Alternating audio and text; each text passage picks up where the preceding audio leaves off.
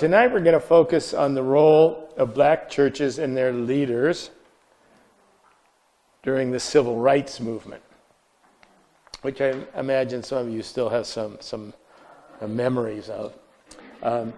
So it's a pivotal chapter in American history, and it was marked by an intense struggle against racial injustice as well as the quest for equality.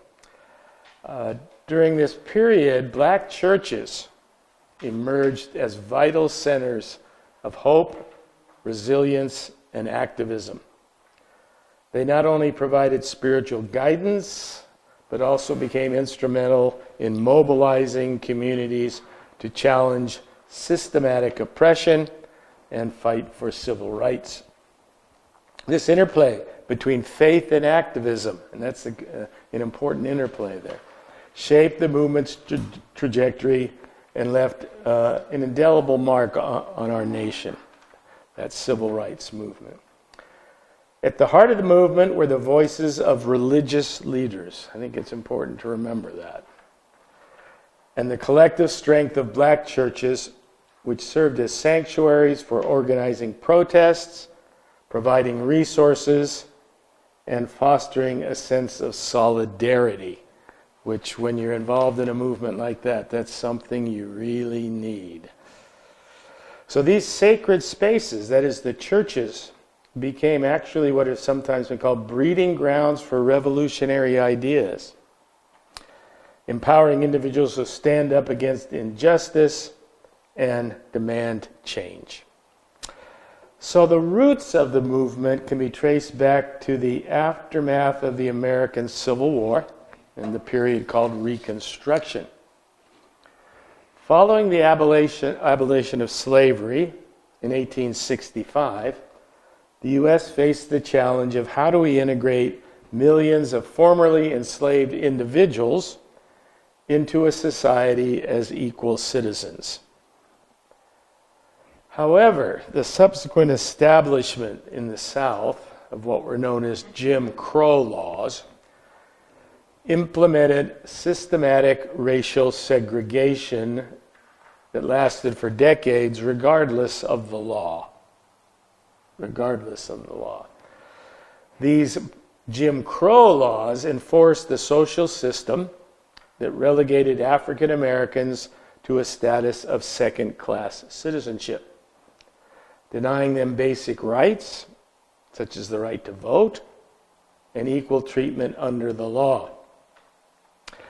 So the involvement of churches in the civil rights movement, it didn't just start overnight. It was rooted in a long-standing tradition of activism, which actually goes pre-Civil War, within the African American communities. Remember those, I talked last time about those hush houses, those sort of secret churches, which were not only religious, but had political implications to them. Well, that we can trace really the civil rights movement all the way back to those. And then with the churches, the church organizations that we saw last week, like the American Methodist Episcopal Church, AME, and the National Baptist Convention, they began to provide spaces for dialogues, mobilization, but more importantly, grassroots organizing. You can't have anything like a movement that took place in the 50s and 60s unless you've got some real good grassroots organization going on. And that's where the churches and church leaders stood out. As early as the 1940s, church leaders began to address social issues affecting their congregations. Does anyone remember this gentleman? Figures like Reverend Adam Clayton Powell Jr.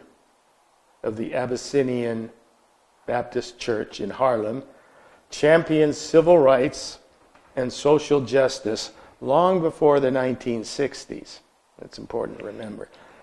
It sort of bloomed in the 1960s, but whenever you look at a movement, you can trace its roots backwards.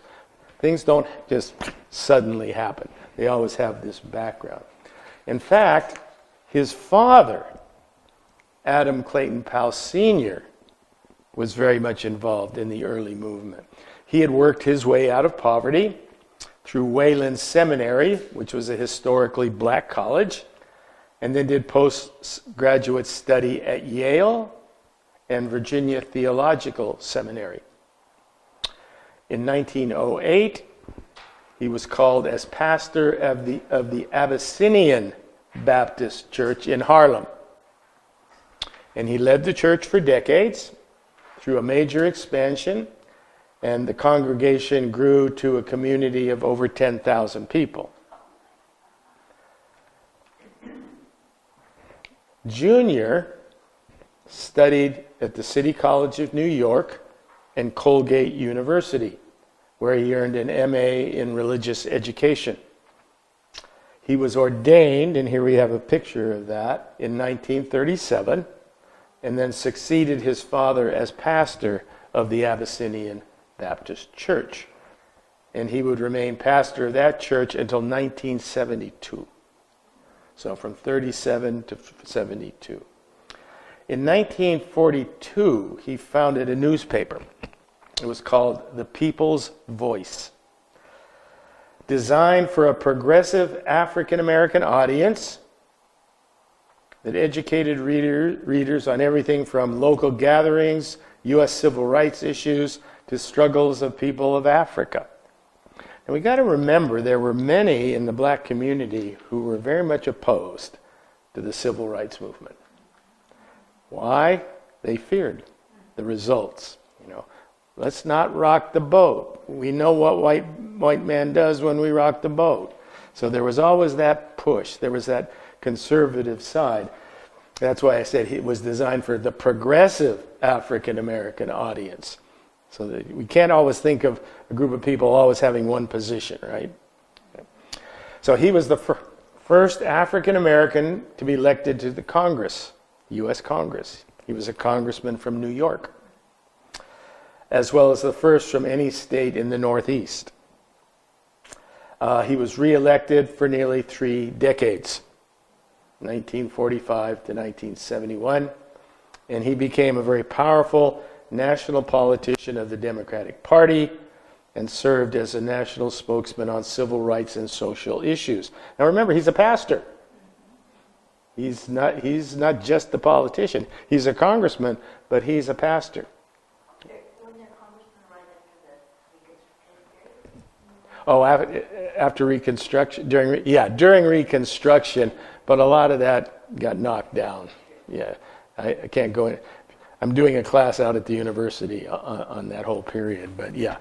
What looked like a very positive start got undermined very quickly. Okay. So, the post-World War II era really became an issue for a surge of activism. What was the big question there? After World War II, black soldiers coming back, served their country, died, and still being treated as second-class citizens. And so they felt that they had fought for freedom on the battlefields of Europe. Well, that there would now be a fight for freedom on the home battle. Not a physical fight, but still a political fight. And churches, and this is again important, churches became the meeting points for organizing efforts. These things happened in black churches, where leaders could galvanize support for this growing movement. Then they started to establish organizations. You don't just get one church going out and doing something. I mean, that can work for a few, but if you want to have a large movement, you've got to have a larger organization which churches can then join. And that became the beginning of what was known as the Southern Christian Leadership Conference. And I'll have a slide of that in a moment. And that exemplified how churches were central to the movement's infrastructure. So January 10th, 1957, which was following, everyone knows the Montgomery bus boycott. Okay, you all know that. So after that, these 3 leaders, Bayard Rustin, Ella Baker, and Martin Luther King Jr., invited 60 black ministers and leaders to this church, Ebenezer Baptist Church in Atlanta, Georgia. Their goal was to form an organization to coordinate and support nonviolent action as a method of desegregating bus systems throughout the South. They had been successful in Montgomery. So how do we move forward? How do we move forward? Notice, to coordinate and support. You've got all these different groups, all these different churches. You have to have some sense of coordinated leadership. That's where these three understood this and founded this Southern Christian Leadership Conference. And then this gentleman, Ralph Abernathy of Montgomery, also became very important in this movement. February 13, 14, a follow-up meeting was held in New Orleans at the Zion Baptist Church. And out of this meeting came a new organization, which we've talked about, the Southern Christian Leadership. So they were trying to get this organized. They knew what they wanted to do. They had to invite 60 ministers to come together and finally form this organization. At a third meeting in August of 57, the group expanded its focus beyond buses to the goal of ending all forms of segregation. For example, restaurants, do you remember that? Bathrooms, etc. Where if you were in the southern states, you'd have black bathroom, white bathroom. And if you went into a restaurant, even if you dare go into a white restaurant, you would have to sit in the back corner. And many restaurants would not even let you in. So the idea of going up and sitting at the counter next to white people, but this was what they decided you had to do. You had to force this issue. So during its early years, as you can imagine, it struggled to gain footholds in black churches and communities across the South, because there were a lot of black elders, leaders who said, no, we can't do this. We know what the response will be. Social activism faced fierce repression, and they knew that. From not only the Klan, but from the police forces in these southern cities. So only a few church leaders really had the courage to defy the status quo by affiliating with the Southern Christian Leadership Conference early on. It took you really activist leaders who were not afraid and just said, if we don't act, nothing's going to change. Nothing's going to change. And those who did risked economic retaliation, arson, bombings. Those things happened. As I'm sure you all have memories of that period. In fact, many black community leaders, these were the more conservatives, believed that segregation should only be challenged in the courts and not on the streets. In other words, let's challenge it in the courts. No direct action. That's the way we should go. Traditional leadership in black communities came from an educated elite, ministers, professionals, teachers, who were uneasy about involving, quote unquote, ordinary blacks. There was status in the black community as well. And, it's this, we just can't let these radical young people, they just thought that was not the path. To some of them, the social political activity to others was strongly opposed from the opposite end. Oops, I went the wrong way, sorry. And that was the Student Nonviolent Coordinating Committee. This was another aspect of the black community. If the Southern Christian Leadership Conference was sort of on the left, and then the conservatives were on the right, these guys were on the far left. These are the Stokely Carmichaels of the world. The young blacks who said, we've had enough.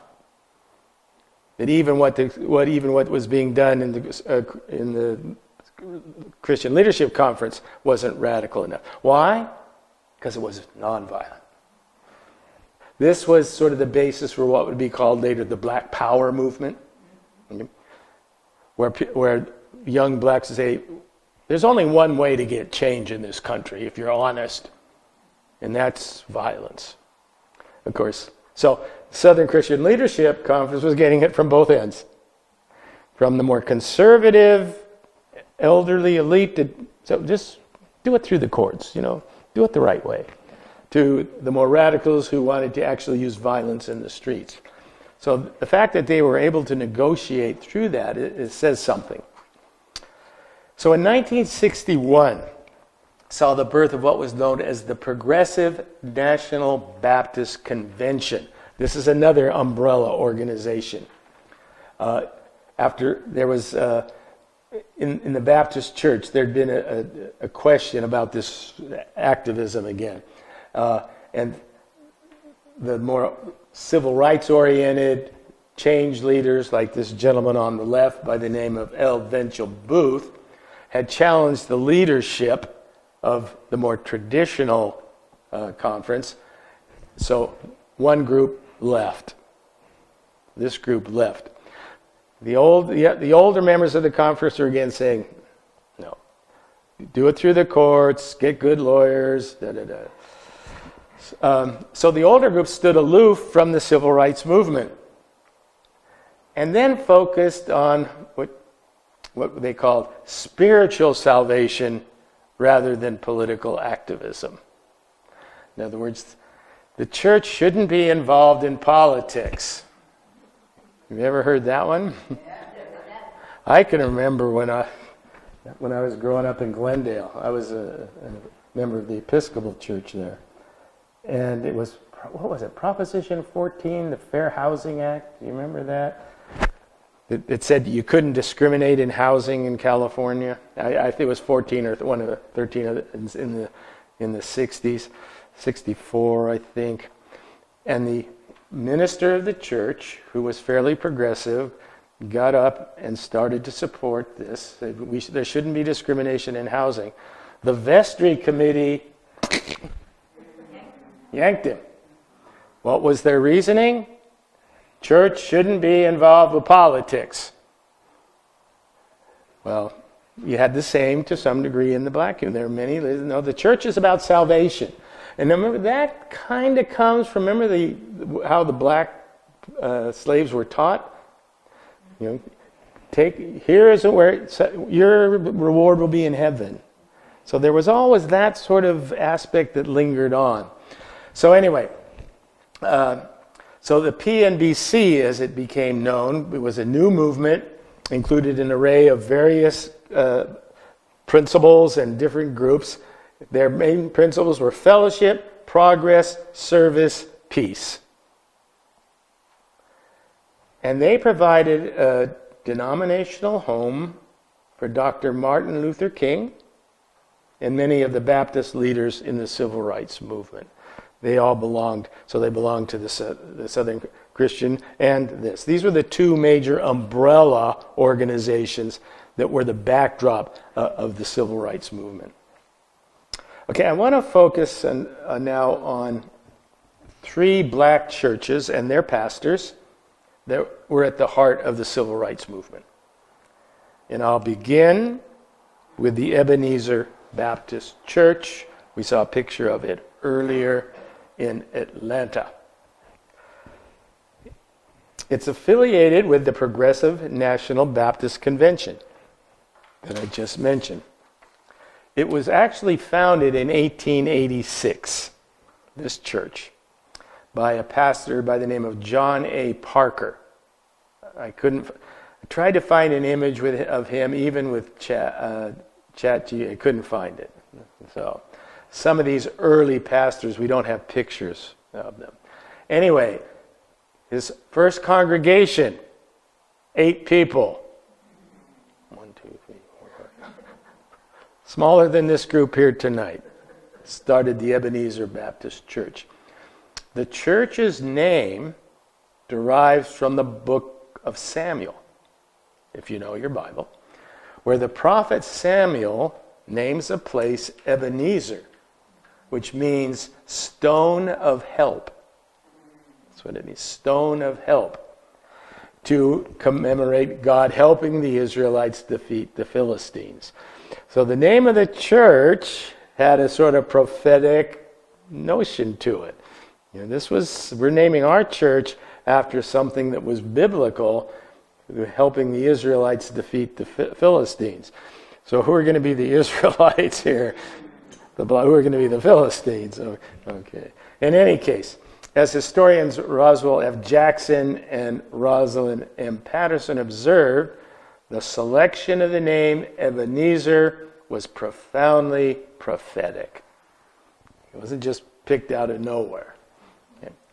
In their view, Ebenezer's name proved fitting to describe the role the church would come to have in subsequent civil rights movements. It would be the rock, the stone of help. Keith is leaving. He's got a meeting. He's not walking out of a... That's the song, I Raised My Ebenezer. There's a song? What? That's an old hymnal. Hymnal? Okay, I don't see. Okay. Raised My Ebenezer. Okay. Did you know what that meant? Not then. You do now? I wouldn't have known what that meant before last. Yeah, interesting. Yeah, can you bring it next week and sing it? So, this gentleman was very significant in the development of this church. His name was Adam Daniel Williams, who was actually the maternal grandfather of Martin Luther King Jr. He became pastor in 1894. So this was the first picture of an earlier pastor that I could find. And the church at that time had only 13 members. It had gone from 8 to 13. It grew to 400 members by 1903, and in 1913 it had 750. He developed a form of this, what became known as the social gospel. This will be one of the cornerstones of the civil rights movement from a religious perspective. The social gospel was the notion that being a Christian involved more than just praying and worshiping and desiring and trying to find your own salvation. It had to involve social activism, following what Jesus said in Matthew, to stand up for the poor, the oppressed, etc. So this was the social gospel that had to be stressed. And it went from just that to also, he helped people own their own businesses. So you have to develop an economic base for your community as well. So he was very involved in developing black communities economically and socially. In 1906, he led a fight to end the white primary system politically, which prohibited African Americans from voting in Georgia primaries. You know how we have our primaries. It was against the law. That was one of the things that followed during Reconstruction, these different laws that were brought in, part of black codes. In 1917, he helped establish the Atlanta chapter of the NAACP. A year later, he was elected as branch president, and within 5 months of his tenure, that membership had grown to 1,400. As historian Lewis Baldwin remarks in his book, The Voice of Conscience, clearly Williams used Ebenezer as a power base and rallying point for such activities, an approach that would also be used by this gentleman, Martin Luther King Sr. We hear a lot about Martin Luther King Jr. You often don't hear a lot about his father. In 1927, Martin Luther King Sr. became an assistant pastor at the church, then senior pastor in 1931. He served for 40 years, 40-year tenure at this church, and he became known as Daddy King. Daddy King. He actively led the church with a mixture of evangelical faith and progressive social action. He was very much part of this social gospel. very much part of it. And he found warrant for that in Christian scriptures. Now, if you're a religious leader and you're calling your people to do something, you're going to have to find some basis in Scripture. And it's there, right? I mean, you can find it. But often, if you go to conservative more church, you don't. It's there, but it's not. It's not spoken. They got a couple of really big things they had to have, which was critical mass of people, and then green power. Yep. Above. Yep. They had to have. They had to have those two. Yeah. You had to have a mass of people, and you had to have money to support it. Yeah. Now, not all African. They weren't all in dire poverty. There's some very wealthy African Americans even during this time. They would get that support if they could. They would get business support, and then white communities in the north, the white churches of the Methodist Church would begin, and there'd have been a long history of that support. So, that's important. The dollar is important as long as it's used in the right way, right? In any case. Part of his event that day. Yeah, he's got $1 out there. Yeah. So he led marches, rallies to protest discrimination and segregation policies in the city of Atlanta. So he was. These included the desegregation of the Atlanta Police Department. You want to take on a task? And the Atlanta Board of Education. So he was active in desegregating these. In the first 15 years of his pastorate, the church had grown to a membership of close to 4,000. But of course, it came into the global spotlight under his son, Martin Luther King Jr., who accepted the call to join his father as co-pastor in 1960. Before then, he had been a pastor at Dexter Avenue Baptist Church in Montgomery, Alabama. That was the Montgomery bus boycott. During his tenure at Dexter, he served as president of the Montgomery Improvement Association, and that was the organization which led the Montgomery bus boycott. So he started at a church in Montgomery, and then came to Ebenezer when his father decided to step down. At Ebenezer, he preached some of his more memorable sermons. If you've ever read any of his sermons, many of them were delivered from the pulpit of Ebenezer. In one of the sermons called The Strength to Love, he describes racial prejudice of indicative of what he termed soft-mindedness, a person's tendency to uncritically adhere to unsupportable beliefs. He also claimed that, quote, racism is based on groundless fears, suspicions, and misunderstandings. To overcome this, he argued that human beings must cultivate both a tough mind and a tender heart. Like, tough mind, tender heart. A joining of a critical mind with a concern for fellow human beings. He was evangelical, but he was no fundamentalist. He was not a fundamentalist at all. And he traces it back to his early, if you've read any of his biographies, back to his early years at Sunday school, when he started challenging what was being taught as literally true. In any case. And it was at this church, of course, when he was assassinated, that the procession was led down, and there was the funeral at Ebenezer Baptist Church. Since 2005, does anyone know who's been senior pastor at Ebenezer?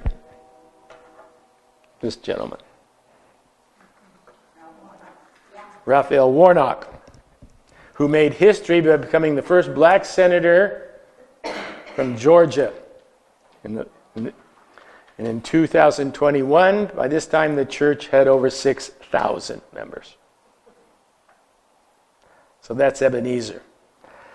Then there's the First Baptist Church of Montgomery. It's also known by the title Brick-a-Day Church.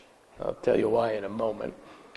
It was founded in 1867, one of the first black churches in the area, in Alabama. It provided an alternative to the second-class treatment and discrimination of African Americans faced at the other Baptist church in the city. Now, we've seen this before, right? Either segregated, either sitting separately, or sort of made to get on your knees when you prayed. In any case, so they broke off and founded this church. Before the Civil War, blacks were only allowed in the balcony of the other church. They were never allowed on the main floor of the sanctuary unless they were sweeping and mopping. So in 1867, 700 African American members had marched to an empty lot, declaring themselves the First Baptist Church Colored. That was a term, remember, that was used for a long time, Negro or colored. If you use that today, but at that time that was acceptable. Okay? The first pastor, now I don't have images of these early people, but they need to be mentioned. Nathan Ashby, who also became the first president of the Colored Baptist Convention in Alabama. Then starting in 1871, there was a man by the name of James H. Foster, who was pastor there for 20 years. He's credited with increasing the membership from a few hundred to several thousand.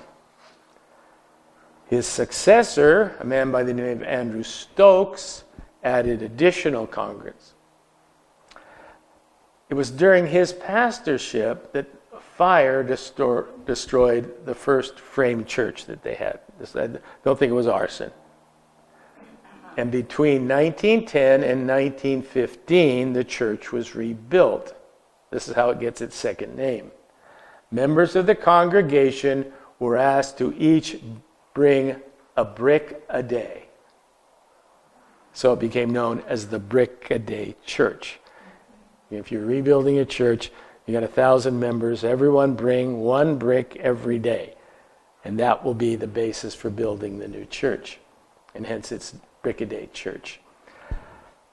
From 52 to 61, here's the cornerstone of that church, the new church.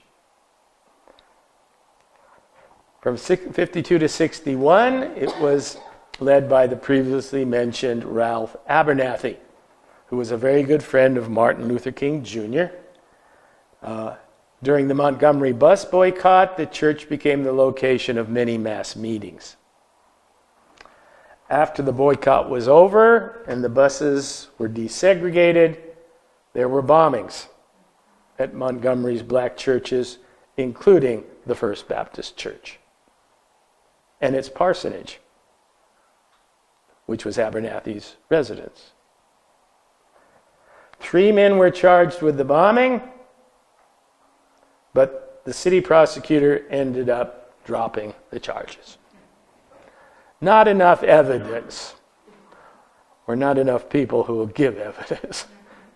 That was the other problem, getting people to give evidence, especially whites. If you gave evidence that supported a black church or a black church leader, you better watch out for your front lawn the next night. In the spring of 1958, the church was the site of the formal initiation of this gentleman, John L. Lewis, into the civil rights movement. He'd been an active member of the American Baptist College. He had attended Fisk University. And on May 21, 1961, the church was a refuge for passengers. What passengers?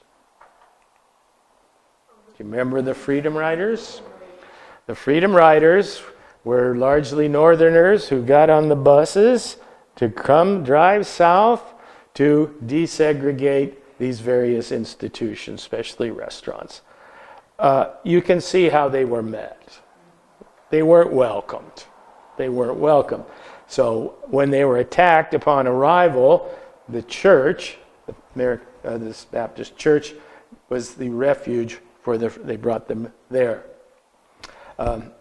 Because right when they got off the bus at Greyhound, it was set on fire.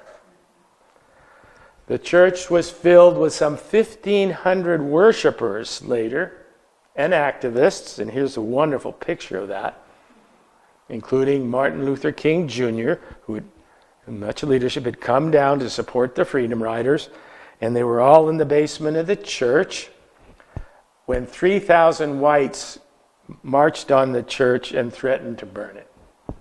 I don't know if you remember this incident. In the basement, Dr. King, in the company of Abernathy and John Lewis, were on the phone with Attorney General Robert Kennedy, while bricks were being thrown through the windows and tear gas began to drift in. Robert and John Kennedy both pleaded with John Malcolm Patterson, the governor of Alabama at the time, to cooperate and help protect the people inside the church. Eventually, and I stress eventually, Patterson placed the city under qualified martial rule.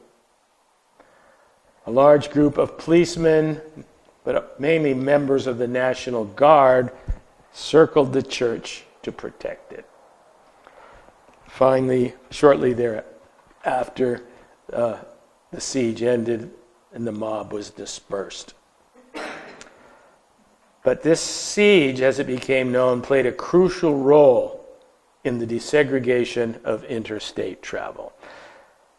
See, these things got a lot of popular play.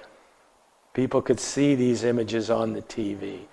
These people in this church, surrounded by a mob, throwing things, with the National Guard having to come through. Reminds you of integrating the University of Alabama, too.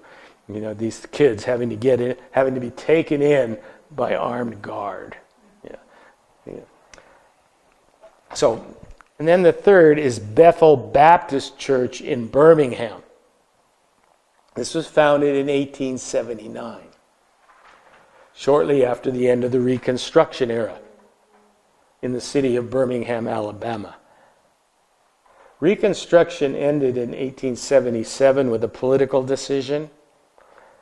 The Northern Republicans, who had always supported all the Reconstruction plans, made a deal with the Southern power brokers, who had by that time were slowly gaining power in each state, to remove federal troops.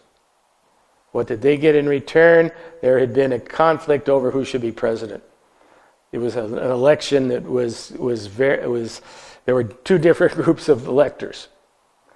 So the North eventually said, okay, give us our president and we'll pull troops out.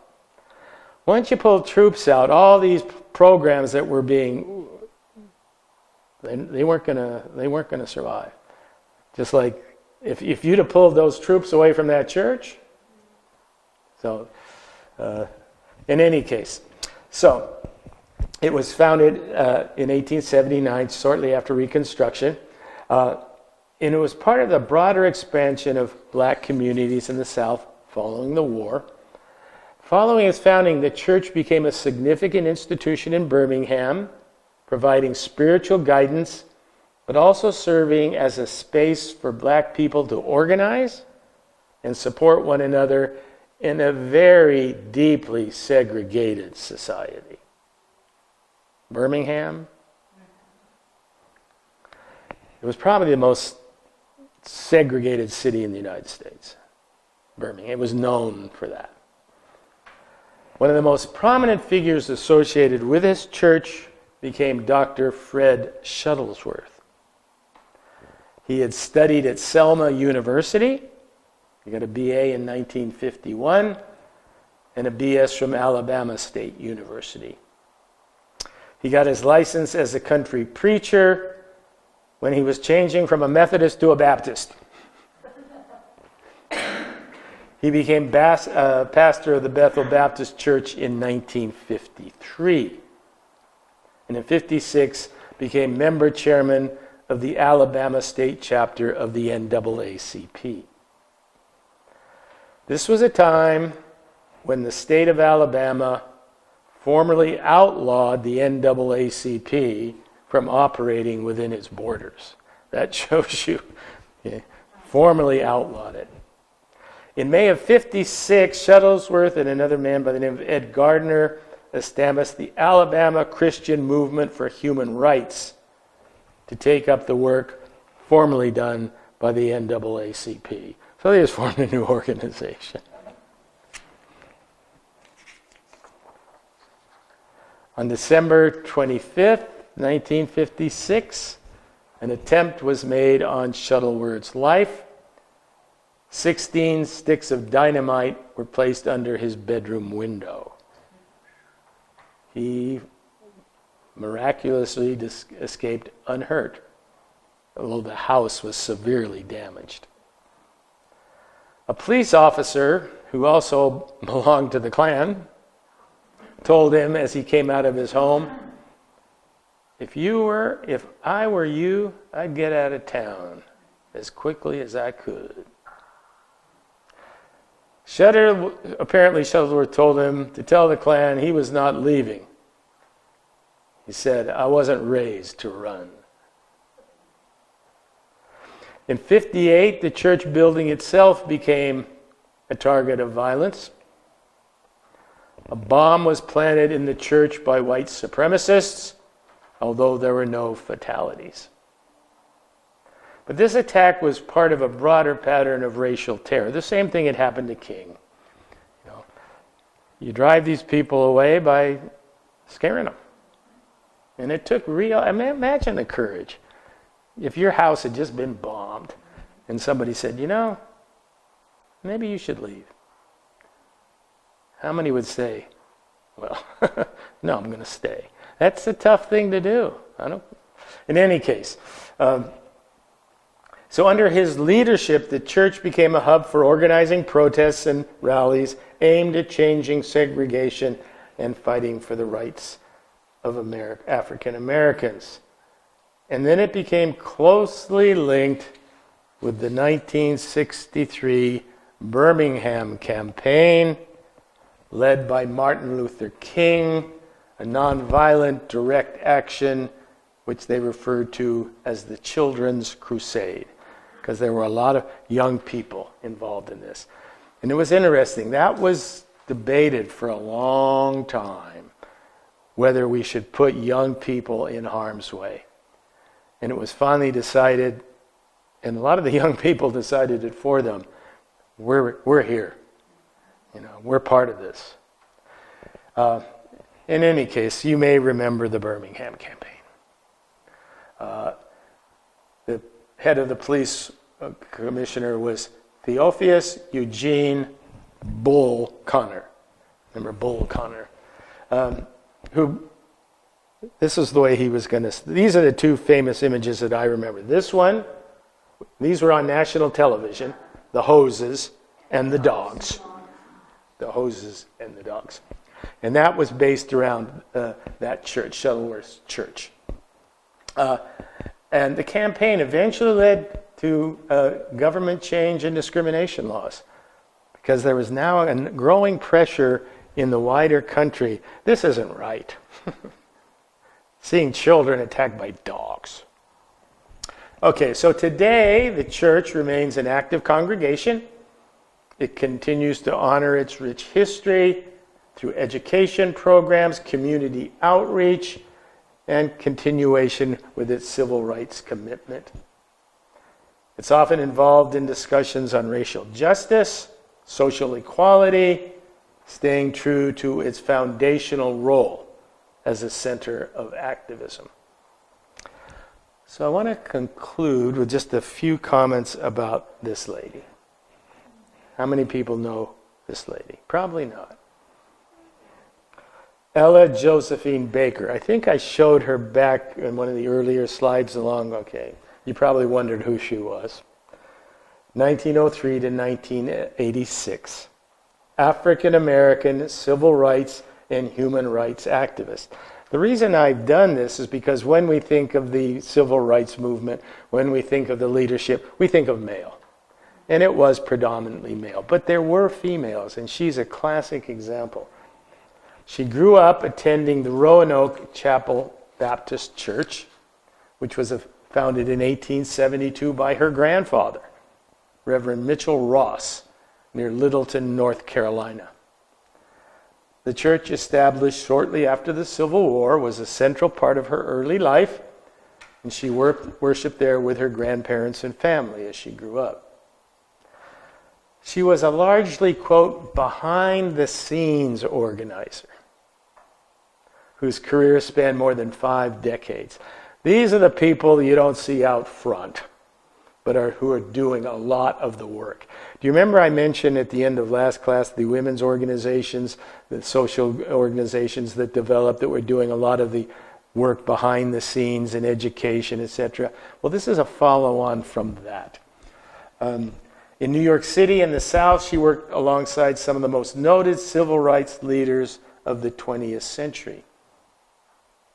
She also mentored many of the emerging young activists, such as Stokely Carmichael, Bob Moses, and leaders of the Student Nonviolent Coordinating Committee.